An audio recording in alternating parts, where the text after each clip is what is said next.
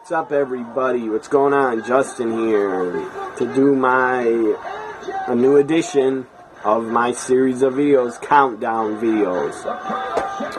Maybe Canada Cruiserweight Classic. Still got it on. It's a damn good episode so far. First match has been fantastic, 5 stars, very good. May turn off soon because it's kind of, well, this video is going to be very short. But I'm getting distracted trying to watch Cruiserweight Classic and do this at the same time. Epic match. Victory for Monolith Jr., I think is the guy's name. Anyways, that was an epic match on the Cruiserweight Classic. The first match was damn good. This countdown video is a top 5 countdown. Top 5 best big men in wrestling. Not in wrestling history, just in my opinion. The top 5 best big men in wrestling that I've ever seen, in my opinion. Number 5 is, I was going to say Kamala, but I'm taking him out. Instead of Kamala, I'm going to say my number 5 is King Kong Bundy. King Kong Bundy, the guy had a great look to be a monster heel, monster big man in wrestling. A scary looking dude, especially if you're a kid. Seeing King Kong Bundy, the guy's frightening to look at. You could say he looked like Mr. Clean, but he was a big fat guy, super heavyweight. And when I say fat guy, I'm not putting him down for being fat. I'm just saying that that's what he was. The guy's a super heavyweight fat guy, but it worked for him. He had a great look. The guy was a huge star in the 80s. Even though he really didn't have that much success in WWF at the time because, well, he had success at WrestleMania 1 when he set a record for defeating S.D. Jones in like 9 seconds. WrestleMania 2, he lost in the main event. That is expected because it was against Hogan. And Hogan was the ultimate babyface. Hogan did not lose a match for 4 years since he returned to the company in late 1983. Hogan did not lose until 1988 when he lost to Andre the Giant, but he was screwed by the twin brother Hebner brothers. We all know that on the main event. So, I'm going to turn this Cruiserweight Classic off. I'll watch it a little bit later. Anyways, King Kong Bundy's my number 5. He didn't have that much success in WWF at the time when he was there because he lost to Hogan. WrestleMania 3, he was involved in a mixed tag midget match with him against Hillbilly Jim, and their midgets were their tag partners. So, WrestleMania 3, I mean, it was funny. It was entertaining when King Kong Bundy body slammed one of the midgets and then he dropped the elbow on them. That was funny. But, I mean, the guy didn't have a high-profile match, really, because it was against Hillbilly Jim and a whole bunch of midgets. It was not a good way to use or book King Kong Bundy, in my opinion, at WrestleMania 3. The guy should have a better high-profile match at one of the biggest shows of the year in front of that giant crowd. King Kong Bundy, I mean, the booking him at WrestleMania 3 was a big fail, in my opinion. He should have been put in a high-profile match. Why not put King Kong Bundy up against Paul Orndorff? Paul Orndorff didn't even have a match at WrestleMania 3, and the guy was under contract. Maybe he's injured.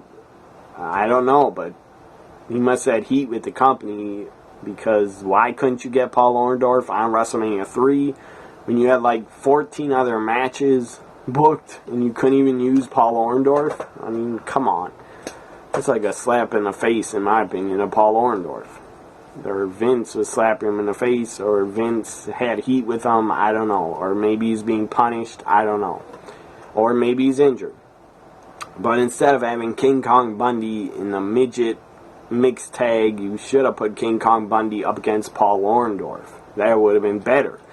But I guess Paul Orndorff was still a heel in 87. He was still a heel around WrestleMania 3, so you weren't going to put two heels up against each other back then at WrestleMania 3. They didn't do that. So King Kong Bundy, he never held a title in WWF, never went to WCW in the early 90s, never held a title there, never went to ECW. It would have been very odd to see King Kong Bundy in ECW. That would have been weird. But he never went there. But he did. King Kong Bundy was WCCW Heavyweight Champion, I believe in 1983. 83 or 82 or 81, he was WCCW Heavyweight Champion.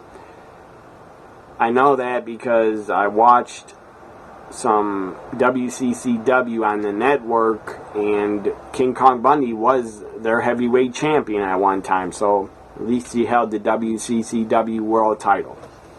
But I don't believe he held any more world titles. Maybe independent company world titles, probably did.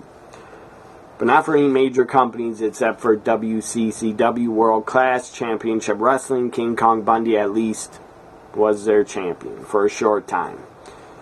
My number 4 best big man in wrestling is the One Man Gang. The guy in the 80s was scary looking. He looked like a bad son of a bitch that could beat the crap out of you. And the guy was just scary looking. He had the it factor. He had a great look, did King Kong Bundy. He used to have a long hair that covered the side of his head. Didn't have his head shaved on the side. Didn't have a mohawk. He used to have long hair. I believe when he's in either Florida Championship Wrestling or Georgia Championship Wrestling, he was there in the early 80s. And then he went to Mid-South Wrestling, appeared in Mid-South, shaved his head, started his mohawk, got tattoos on the side of his head, which that is insane to do that. Was after not world class. I believe he did work in World Class Championship Wrestling also, but he wasn't their champion. After Mid-South Wrestling became the UWF, Bill Watts started the UWF, or just changed the name, and One Man Gang became the UWF Heavyweight Champion. He had a pretty damn good feud with Hacksaw Jim Duggan in the UWF over the UWF Championship. Then, of course, he left Bill Watts and UWF. Of course, I would leave too. If WWF called you and offered you a job, and I'm sure way more money. Bill Watts was not really liked as a boss by a lot of the boys. He was not really liked. He liked to scream at you and yell at you and act like a bully to a lot of wrestlers. So I'm sure One Man Gang was damn happy to leave UWF, go to WWF, make way more money, but the road schedule was pretty insane. One Man Gang went to WWF, was promised to feud with Hulk Hogan. I don't think he's ever promised to win the championship. I doubt it. But Hogan needed another heel monster to face and defeat. And One Man Gang and Hogan, their matches were pretty damn good, pretty entertaining. Their matches, there weren't that much to them. They didn't do that much, but they were still entertaining to me. So One Man Gang and WWF had a pretty good feud with Hogan. Didn't last that long in 1987. They had a match at Madison Square Garden. They had a match in Houston at the Sam Houston Coliseum. That was pretty good, that I actually have on DVD. And I also have their Madison Square Garden match on DVD. Anyways, those two matches I saw, Hogan against One Man Gang, those were good. And then the one-man gang, after Hogan, after losing to Hogan, he didn't really get pushed as a singles guy. I mean, he defeated a lot of jobbers on Superstars when he debuted, but that is expected. And then the one-man gang, they, after WrestleMania 4, and after April of '88, they wanted to get rid of the one-man gang character. Vince came up with Akeem, the African Dream. I guess that was a shot at Dusty Rhodes, because Dusty was the American Dream. So Vince had his own American Dream, but it was called the African Dream, and he was a white guy named Akeem. He was a one-man gang. He grew his hair back on the sides, grew his hair out, became Akeem the African Dream. It was a pretty damn entertaining character. He'd come out to the ring. He had a great theme song, Jive So Bro. His manager was still Slick, and Akeem was pretty damn entertaining in the ring. He'd come out going like this, doing his dance. It was damn funny. And Akeem had a decent run. Character was great. And then he teamed up with Big Boss Man. They became the Twin Towers. Pretty good team, super heavyweight team. But they never held the tag titles. But that's okay. One Man Gang had a pretty decent run in WWF. Never held a title, but that's okay. Then he went to WCW because I guess Hulk Hogan got One Man Gang a job in '95 to come back to WCW. Came back to WCW. He was promised a lot of stuff. I don't know what he was promised. A world title or main events against Hogan on pay-per-views. That didn't happen.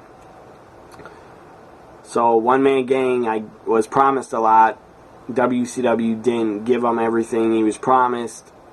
He did have a U.S. title run, but that was very short. And then he went to ECW in '98. Appeared in ECW for a couple of shows. I believe he appeared at, I think, November to Remember '98 for one pay-per-view. But he was in ECW only a couple of shows, like 4 or 5 shows. And then after, 2001, the Gimmick Battle Royal at WrestleMania 17, which was pretty entertaining. One Man Gang returned for the Gimmick Battle Royal. It was good to see him again. So my number 4 is One Man Gang. My number 3 is Bam Bam Bigelow. One of the best big men in wrestling. The guy had the look. Again, as a young kid, Bam Bam Bigelow, the guy was scary looking to me. The guy scared me. The guy was a monster, and tattoos on his head just made me more scared of the guy. But I didn't see that much of Bam Bam Bigelow as a kid. He was in WWF a short time in '87. Didn't appear at a WrestleMania in '87. I believe he came in after WrestleMania 3, came into WWF. Before WWF, I think he was mostly in Japan and working independents in New Jersey. He was trained in New Jersey. Actually, Bam Bam was trained along with Chris Candido at the same time, I believe, and Diamond Dallas Page. They were all trained at the same time in the same wrestling school. I believe the wrestling school is called the Monster Factory, I think in New Jersey. So Bam Bam broke in with some pretty good guys. DDP became a world champion, and Chris Candido was a great worker and pretty good talker. So Bam Bam didn't last that long in WWF because he wanted his paycheck. He wanted more money. He thought he deserved way more. Vince didn't agree, and I guess just let him go and make more money in Japan or somewhere else. Then Bam Bam appeared in WCW, NWA. In 1988, he appeared. Didn't do much really there at all. Appeared a few times to build up his Starrcade '88 match against Barry Windham. And then Bam Bam was gone. The guy was in the NWA, WCW for like 2-3 months in '88, then he left. Disappeared from, I didn't see the guy on TV really barely at all. The only way I saw Bam Bam was like one appearance on Saturday night's main event, and he probably appeared on Superstars, but I don't remember those matches. Because I was very young. I was like 4 years old, or 3 years old when Bam Bam was in WWF. So he was gone in '89, gone in 1990, but then he came back to WCW. They hired him, I guess, or he was on pay per appearance. He's getting paid every appearance he'd show up. I don't know if he had a contract. I don't think he did. Showed up in 1990. Bam Bam worked Clash of Champions 11, I believe, against Tommy Rich. Basically got disqualified, and Bam Bam was only in WCW in 1990, only like a couple months, and mostly he appeared on Worldwide Wrestling and I think some Saturday nights. Bam Bam, the guy had a great career. He became ECW World Champion. That's the only World Championship he held, I believe, in the United States. He probably held independent world titles. But I'm talking about the major companies. He was only ECW World Champion. Then he went to he came back to WWF in 93, left after 95, showed up in ECW in 96, worked a lot. Must have got a contract because in 97, Bam Bam really was appearing in ECW a lot. 97, 98, Bam Bam was in ECW, won the world title, I believe in October of 97, defeating Shane Douglas on an ECW TV from Queens, New York. Anyways, I remember a lot of stuff about where guys won world titles, what year they won them. I remember too much because I've watched wrestling for 30 years. So Bam Bam was ECW World Champion. He was, I believe, ECW TV Champion, defeating Taz at Living Dangerously 98. The famous match where Taz had the Taz mission locked on Bam Bam, fell backwards, and they went through the ring. That was damn epic. So, former ECW TV champ, world champ, went back to WCW in 99, or 98, the end of 98, feuded with Goldberg. They had some decent matches, but Goldberg had to win. So, Bam Bam really didn't get much out of it, feuding with Goldberg, except attacking him.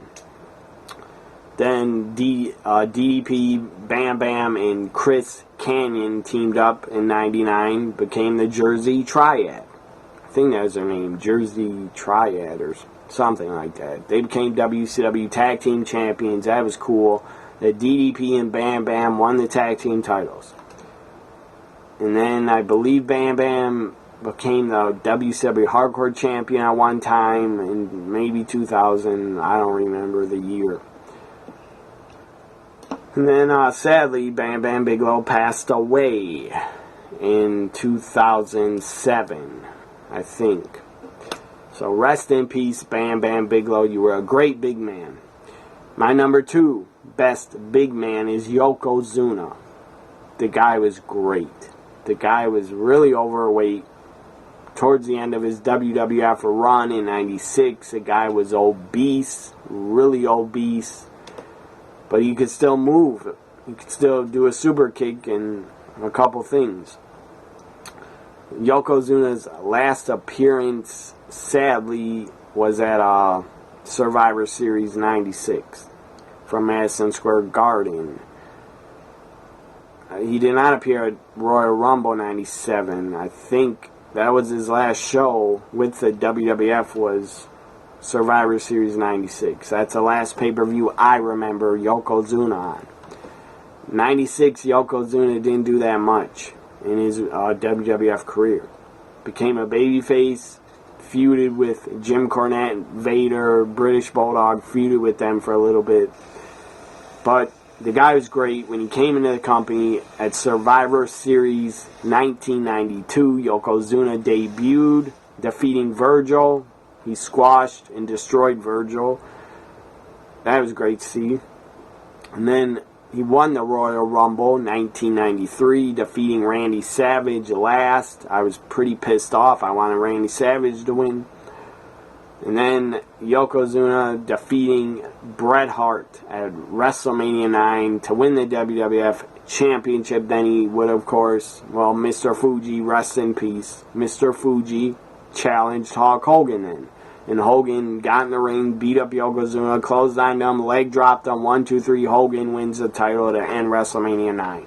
I was happy about that because I was a Hogan fan, still in 93. So I was excited and happy that Hogan defeated Yokozuna. But I could understand why a lot of people, a lot of Bret Hart fans, I could understand why they would be pissed off about Hogan winning at WrestleMania 9. Anyways, then Yokozuna won the title back, defeating Hulk Hogan at King of the Ring 93. Would hold on to it for a very long time. From King of the Ring until WrestleMania 10 in 94, you'd hold on to it. Yokozuna, the guy was only around in WWF for 3-4 years. But the guy had an epic, great run. I believe he's a 2-time WWF champion. Also is a tag team champion with Owen Hart. Yokozuna had a great career. The guy was a great big man, great super heavyweight. And he moved around like he was a cruiserweight almost, sometimes. That's my number 2, Yokozuna. My number 1 is Vader. Big Van Vader. The man they call Vader, whatever you want to call him. Vader was a great big man, one of the best. That's why he's my number 1. Vader debuted in WCW in 1990. Brought the Vader character from Japan. He had the giant shoulder pads, mask. That looked pretty awesome. And smoke would blow out of it. The lights, his eyes on the mask would light up red. That was pretty cool. And Vader had a great run. Great run in WCW. Vader was fucking awesome. Vader was very good in WCW in 1990, 1991, 1992, 1993. Vader was damn awesome in WCW. 94, he was still good, but 94, 95 weren't his best years. Then he went to WWF in 96. I was happy to see Vader debut with the WWF because I was a WWF guy. Always have been, over WCW. Even though I loved WCW a lot as a young kid. Anyways, Vader is my number 1 best big man in wrestling. The guy's held the WCW World title at least twice. The WCW US title. Went to WWF, it didn't hold any titles. I believe when he's in New Japan or All Japan, whatever company it was, in Japan. I believe Vader was, I know he was a IWGP Tag Team Champion with Bam Bam Bigelow, I believe in 92. And Vader also, I believe, was a IWGP World Champion. I'm just going off the top of my head. I don't have that as a fact. But I think he was a IWGP Heavyweight Champion also. Vader had an epic career. Epic career. Great career. Vader is my number 1 best big man in wrestling. Hope you enjoyed this top 5 countdown video. Hope you enjoyed it. Follow me on Twitter at TNAWWE Guy, also at NXTWWE Guy. Also, please subscribe to my YouTube. If you have friends that are big wrestling fans, get them to subscribe to my YouTube. I really appreciate it. Whoever watched this video, thank you very much. Hope you enjoyed it. If you watch my past videos, thank you very much. I appreciate it. If I get no views, as I said, I'm going to probably stop making videos if I start getting no views.